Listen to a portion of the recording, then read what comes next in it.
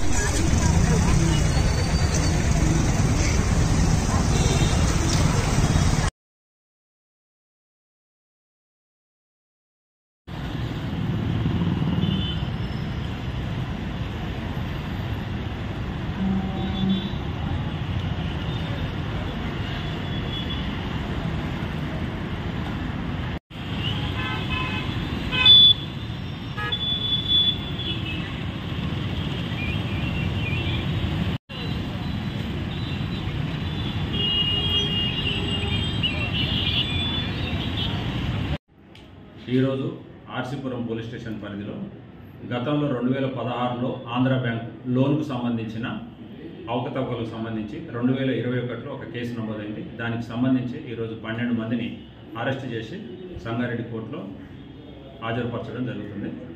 ఆ కేసులో వివరాలు ఏంటి అంటే 2016 ఆంధ్ర బ్యాంక్ ఉన్నప్పుడు అందులో 15 కంపెనీలకు సంబంధించిన వివిధ వ్యక్తులు కంపెనీలకు బిజినెస్ లోన్ కింద డబ్బులు తీసుకోవడం జరిగింది. ఆ లోన్లు 2 సంవత్సరాలు వాళ్ళు సజావుగానే పేమెంట్ చేశారు.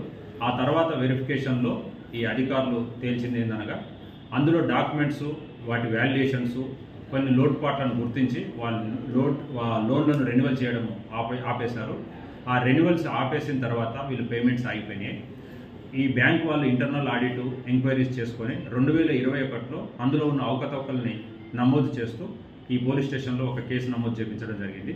ఆ కేసు నమోదు చేసిన తర్వాత ఇన్వెస్టిగేషన్ చేసి అందులో తేలిన అవకతవకల్ని గుర్తించి ఎవరెవరైతే తప్పులకు పాల్పడ్డారో వాళ్ళందరి మీద కేసు ఈరోజు నిరూపణ కావడంతో వాళ్ళందరినీ కూడా కోర్టులో ప్రొడ్యూస్ చేయడం.